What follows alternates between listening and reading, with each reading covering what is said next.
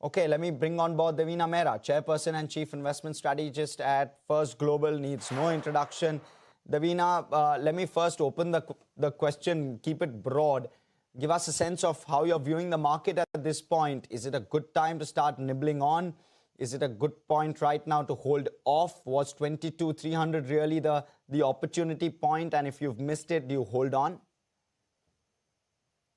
So, good morning to you and to your viewers. My view has been consistent. So, last month on your channel or on your Hindi channel, I had said that I think the market is somewhere around the bottom range. I don't know whether it will start moving in 2 weeks or 2 months or whatever, but we were definitely around the bottom range. And my advice was that whatever is your equity allocation, remain invested. So never have 100% in equity. I mean, it sounds boring. I repeat this, but whatever is your equity allocation, it was time to be invested then, and it is time to be invested now as well. Overall, while I don't give index projections in probability terms, I think 2026 will be a better year than 2025, simply because this year at least the first few months, the sentiment was generally negative. For the first time on television, on social media, I looked at all the so-called experts enumerating the risks in the market, because till now, everybody only sold the quote-unquote India growth story. So, those were all positive signs, because research studies show that sentiment is a contraindicator. When you should be careful is when making money appears very, very easy, when there is over buoyancy. Not when you are feeling fearful and think you should get out of the market. That's usually the worst time to get out of the market. But what are the blind spots, therefore, Devina? You've gotten quite a few calls right over the last 3 to 4 years. Cap goods, for one, was a great theme that you rode 3 or 4 years ago. What's the theme for the next 3? I never make a projection for 3 years. In fact, we look at everything from base zero every quarter. So the question we ask ourselves every quarter is, if we had cash today, where would we be invested? So you're right. I mean, we identified capital goods in October 2021, if I remember right. And most people didn't discover it for another 2 years. Last couple of years, we have been overweight auto components and then autos and pharma and healthcare. These two we have been pretty consistently overweight last 2 years. So auto components, autos did well, pharma did well. 1 year, 2025 was like more of a consolidation phase for pharma, but we still remain positive. We are, of course, in the middle of a rebalance, so there might be some changes. We hold a little more of banking than we normally do. We are not overweight, but normally I'm very underweight. That's not the case right now. And especially first half of last year, we added a lot of PSU banks. So towards the end, we added some private sector also. Other than that, there are stock picks, which are in capital goods and also in FMCG, chemicals, etc. We have a fairly diversified portfolio. One sector which has begun to look better is power, including the power equipment and power utilities. And I suspect part of it is to do with the data center spending, because data centers are extremely power intensive. So that's an area we are looking at. Devina, you're bullish on equities at this point in time, but how do you look at earnings growth? Because that's something which most of the investors, especially foreign investors, are looking at. So earnings growth, looking at aggregate markets is usually, not very meaningful. If you talk about the Nifty PE or something, that doesn't make too much sense, because if you look at what each of these indexes were 25 years ago, 30 years ago, 20 years ago, 15 years ago, they're all complete, the sectoral composition completely changes. So you're not comparing apples to apples. 25 years ago, there were 0 banks in Nifty and Sensex. Now, banks and financials are the highest weight, and so on. You can just look at, and if you look at industry-wise PEs, those are not at extreme ends of the spectrum, and in many cases they are actually even below the averages for the last decade or 2 decades. So it's not as if that we are very, very stretched on the valuation side. earnings had begun to, I mean, my earlier, if you go back 6, 7 months, my bet was that you will see an uptick in earnings in the December quarter, which because the GST was implemented and even though it was a long-term positive, it kind of it created some turmoil in the middle. And so some of it got pushed to the Q4.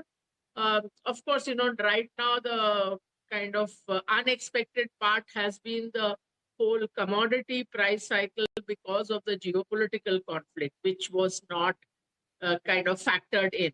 And if you look at petrochemicals, they are input for a lot of industries. So commodity prices going up does benefit a few companies, a few sectors, but it probably hurts a few more. But overall, I'm not negative on the earning trajectory. I mean, probably, I mean, I would have expected a better acceleration, but for this geopolitical conflict, which may not be fully captured in the March ending quarter, but I think the next quarter you will see some impact of that. So, if what could be the impact of the second order impact of this entire commodity price hike which is there? It's almost more than 2 months now the West Asia crisis is going on. We have so far absorbed some of the shocks. Do you see that in the first quarter and second quarter you're going to see some kind of this shock getting pushed down to the second level and third level and ultimately to the consumers? Yes, to some extent. See, even before this conflict started, crude had been at a kind of low price for a while.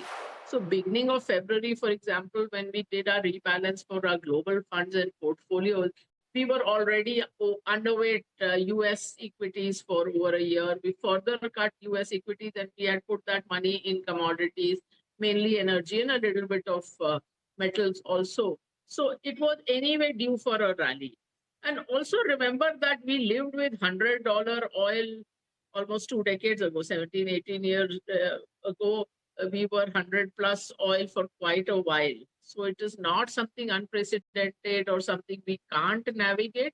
But yes, I mean, being an oil importing country, we will have some impact both on the macros as well as on the company results. So it depends on how long this kind of higher price sustains. And I don't expect it to go to the pre-conflict levels. As I said, I mean, at that time, the levels were looking low and it looked due for a rally anyway. So it might settle down somewhere in the middle, but it is not, I don't think it's like an absolute disaster. As I said, we've lived with high oil at a time when there was a global recession. So this is after the GFC of 2008-9, the global financial crisis. So we were in the middle of a global slowdown and high oil, and we navigated that. So I hope we are able to navigate that. And also, while we are drawing these parallels with the 1970s oil price rise, but that time the oil had gone up many times. That this is not what we are talking about now. Right. And Devina, if I can ask you, what within the power value chain are you actually preferring at this point? We are actually studying it a little more, but as I said, a lot of both the power equipment producer as well as probably the the manufacturers are looking a little better, but the power companies themselves are also not looking bad. How do you look at the worst performing sector of this year, IT? Sorry, I missed the first part of your question. I said the worst performing sector of this year, IT? Worst performing, you say? Yeah. I'm not so very negative on IT. I mean, we are not overweight IT. We would be around market weight, probably marginally underweight. But the obituary of the IT services industry in India has been written many, many times. It's been written Y2K. After Y2K, there will be no business. After SaaS software as a service, there will be no business. Digitization, cloud, that everything will. But they've been able to pivot their business model. And also remember, AI is still a very untested thing. There was a research paper called Agents of Chaos where they said, where they tried this out, that giving kind of handing over systems of a company to different AI agents, and they found that at times that some agent wiped out the database, some agent wiped out the system. they lied.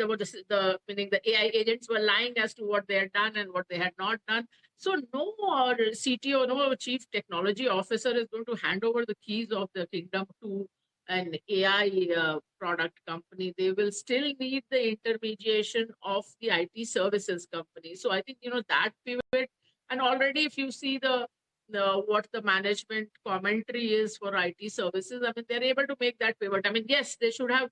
I mean, this is not a very decent crib for me. I've been saying it for 20 years that these companies had so much cash, they had access to technically trained people, and still they did not move up the value chain. So that's been the big negative. The positive has been that every time there's been a change within their narrowly defined business, they've been able to pivot.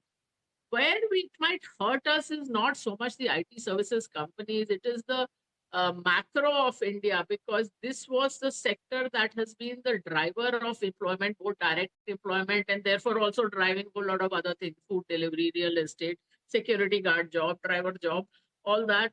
And if this, the employment part slows down, that's more of a kind of question mark for the economy as a whole rather than the IT services business.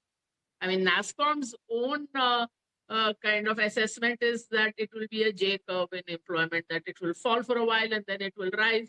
As of course has been the history for last 300 years, that any new technology, when it comes in, we think it will take away jobs, but it ultimately ends up employing more people. Look at banking in the 80s. There were so many protests that if you computerize banks, the employment will go down. But today, banking employs many more people than it did then.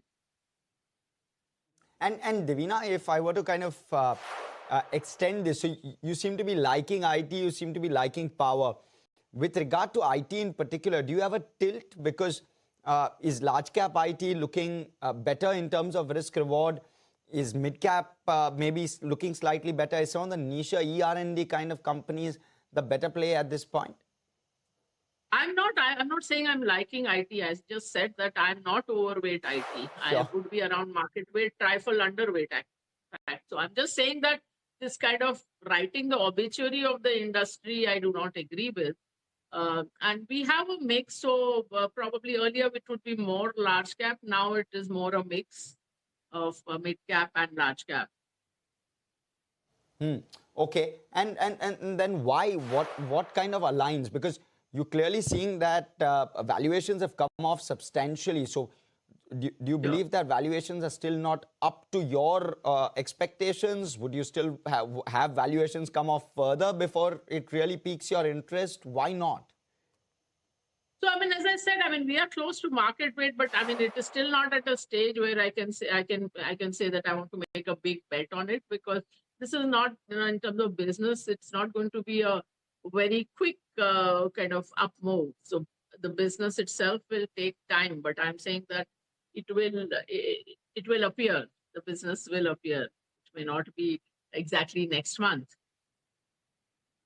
Okay. Devina, thank you so much. This has been very engaging. Gives us a great perspective as to what you're seeing at this point with regard to markets in general. Thank you.